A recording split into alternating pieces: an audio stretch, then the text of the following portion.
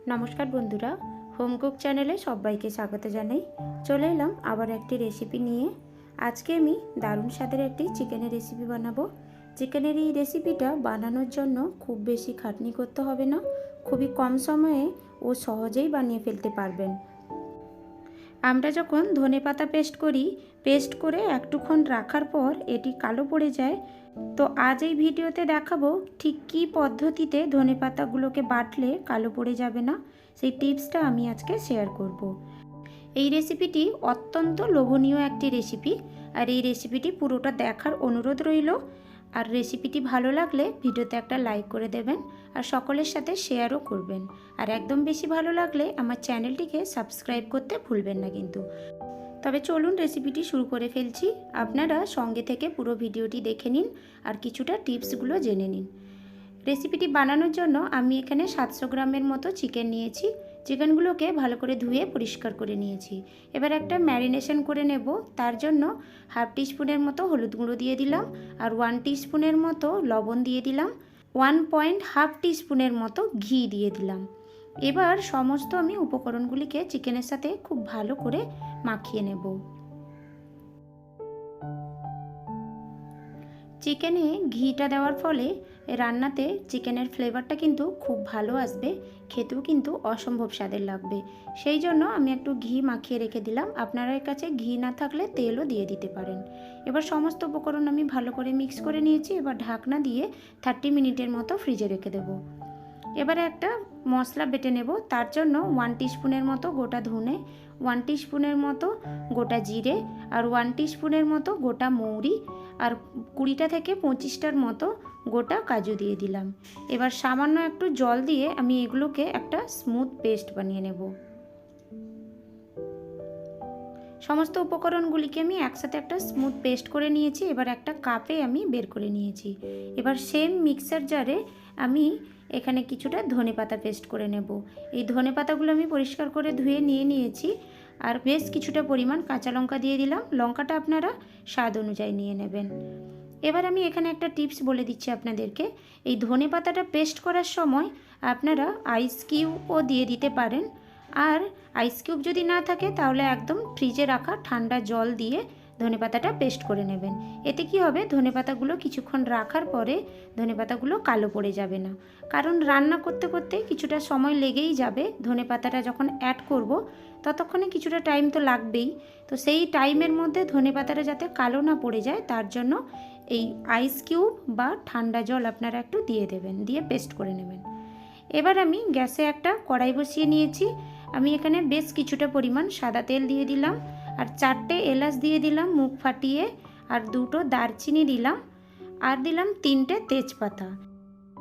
এবার সমস্ত গোটা গরম মশলাগুলোকে আমি বেশ কিছুক্ষণ নেড়ে চেড়ে একটু ভালো করে ভাজা করে নেব। আর গ্যাসের ফ্লেমটা আমি এখানে মিডিয়ামে রেখেছি। এই গরম মশলাগুলো থেকে যখন একটা সুন্দর গন্ধ বেরোতে থাকবে আমি ঠিক সেই পর্যায়ে 2টো মিডিয়াম সাইজের কুচনো পেঁয়াজ দিয়ে দেব। এবার পেঁয়াজ কুচিগুলো দিয়ে মিডিয়াম ফ্লেমে বেশ কিছুক্ষণ নেড়ে চেড়ে আমি পেঁয়াজগুলোকে গোল্ডেন ব্রাউন করে ভেজে নেব।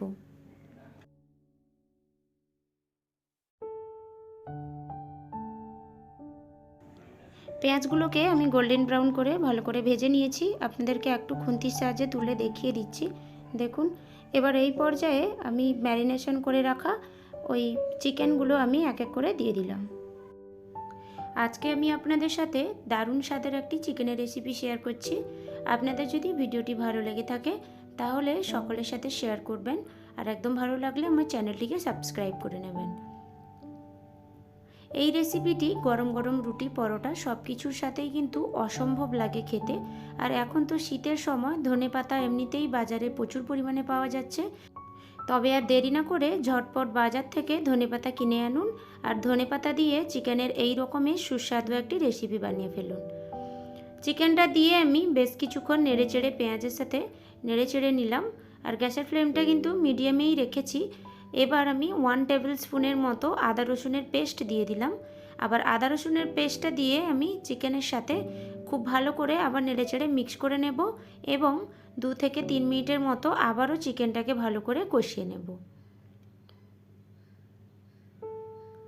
2 থেকে 3 মিনিট নাড়াচাড়া করে চিকেনটাকে খুব ভালো করে আমি কষিয়ে নিলাম। এবার ঢাকনা দিয়ে 5 থেকে 7 মিনিট লো ফ্লেমে রেখে দেব। 5 থেকে 7 মিনিট হয়ে গেছে। এবার আমি ঢাকনাটা খুলে আবারও খুব ভালো করে চিকেনটাকে নেড়েচেড়ে নিচ্ছি। আর এই রান্নাতে একদম বেশি বাটাবাটি ঝামেলা কোনো নেই, সামান্য একটু খালি বাটাবাটি করে নিতে হবে। আর খালি নেড়েচেড়ে চিকেনটাকে খুব ভালো করে খালি কষাতে থাকতে হবে। কিছু কিছু জিনিস অ্যাড করছি আর কিছুক্ষণ ধরে নেড়েচেড়ে ভালো করে কষিয়ে নিতে হবে। চিকেনটাকে আমি ভালো করে একটু কষিয়ে নিয়েছি। এবার আমি যে কাজু, ধনে, পানমৌরি, জিরে ওসব যে একটা পেস্ট করে রেখেছিলাম ওটা আমি দিয়ে দিলাম। আর ওই কাপটা ধুয়ে সামান্য একটু জল দিয়ে দিলাম। এবার এই পেস্টটা দিয়ে আমি চিকেনের সাথে 2 থেকে 3 মিনিটের মতো আবারও খুব ভালো করে কষিয়ে নেব। আর এই পর্যায়ে গ্যাসের ফ্লেমটা আমি লোতেই রেখেছি, কারণ কাজু দিয়ে দিয়েছি। এবার গ্রেভিটা গাঢ় হতে শুরু হয়েছে, তো সেক্ষেত্রে গ্যাসের ফ্লেমটা হাইতে রাখলে জ্বলে যাওয়ার সম্ভাবনা থাকবে মশলাগুলো। তার জন্য গ্যাসের ফ্লেমটা অবশ্যই স্লোতে রাখবেন। বেশ কিছুক্ষণ নেড়েচেড়ে আবারও আমি ভালো করে কষিয়ে নিয়েছি। এবার ঢাকনা দিয়ে আমি আবারও 5 থেকে 7 মিনিটের মতো লো ফ্লেমে রেখে দেব। এই দুবার ঢাকনা দেওয়ার ফলে চিকেনটা খুব ভালোভাবে সেদ্ধ হয়ে আসবে। 5 থেকে 7 মিনিট হওয়ার পর ঢাকনাটা খুলে আবারও আমি খুব ভালো করে নেড়েচেড়ে নিচ্ছি। খুব ভালো করে চিকেনটাকে আমি নেড়েচেড়ে নিয়েছি। এবার আমি 100 গ্রামের মতো ফেটানো টক দই দিয়ে দিলাম। টক দইটা দিয়ে আমি চিকেনের সাথে আবারও 2 থেকে 3 মিনিটের মতো ভালো করে আবারও কষিয়ে নেব। আমি এখানে বাড়িতে পাতানো টক দই ইউজ করেছি। আপনারা চাইলে বাজার থেকে কেনা টক দইও ইউজ করতে পারেন, কিন্তু বাজার থেকে কেনা টক দইগুলো কি হয়, একটু বেশি পরিমাণ টক টক ভাব থাকে, তো ওখানে তরকারির স্বাদটা একটু টক ভাব চলে আসবে। তো সেক্ষেত্রে আপনারা বাড়িতে বানানো টক দই দিলে ভালো হয়। টক দইটা দিয়ে চিকেনের সাথে আমি কিছুক্ষণ ভালো করে কষিয়ে নিয়েছি। আবারও ঢাকনা দিয়ে 2 মিনিটের মতো লো ফ্লেমে রেখে দিলাম। 2 মিনিট হয়ে গেছে।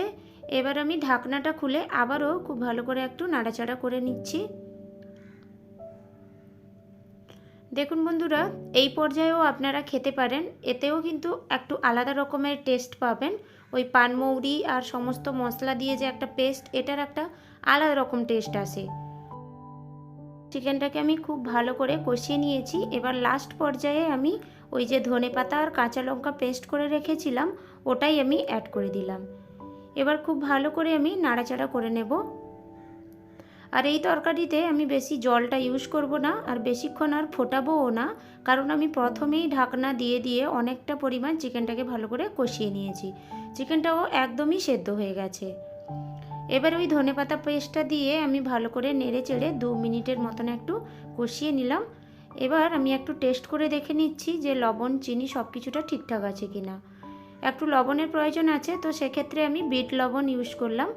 বিট লবণটা ইউজ করলে তরকারির ফ্লেভারটা খুব ভালো আসে। আর আমি ওই মিক্সিং জার ধুয়ে 1/2 কাপের মতো জল অ্যাড করে দিলাম। এবার জলটা অ্যাড করে চিকেনের সাথে আমি খুব ভালো করে মিক্স করে নিচ্ছি।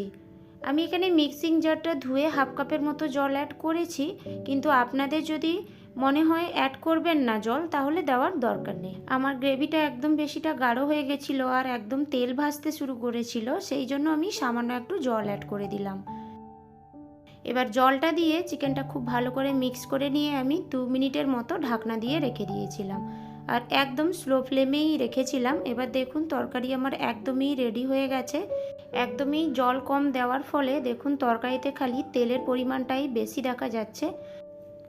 রেসিপি আমার সম্পূর্ণভাবে রেডি হয়ে গেছে। এবার আমি ওপর থেকে একটু কাসুরি মেথি ওপর থেকে ছড়িয়ে দিচ্ছি, আর কাসুরি মেথিটা দেওয়ার সময় একটু ক্র্যাশ করে করে দিতে হবে। এবার গ্যাসের ফ্লেমটা বন্ধ করে ঢাকনা দিয়ে 2 মিনিট আমি স্ট্যান্ডিং টাইমে রেখে দেব। এবার আপনাদেরকে আমি সার্ভ করে দেখিয়ে দিচ্ছি। দেখুন বন্ধুরা, কালারটাও খালি কত সুন্দর হয়েছে। ধনেপাতা আমাদের কাঁচা খেতে কত সুন্দরই টেস্ট লাগে, তার মানে ধনেপাতা দিয়ে চিকেন মানে বুঝতেই পারছেন তো কত সুন্দর টেস্ট হবে। তবে আর দেরি না করে ফটাফট যান বাজারে আর ধনেপাতা নিয়ে এসে এইরকম টেস্টি চিকেন রেসিপিটা একবার বানিয়ে ফেলুন বাড়িতে। গরম গরম রুটি, পরোটা, ভাত সব কিছুর সাথে অসম্ভব লাগে এই রেসিপিটি খেতে। তবে আজকের আমার এই রেসিপিটি আপনাদেরকে কেমন লেগেছে কমেন্ট করে অবশ্যই আমাকে জানাবেন।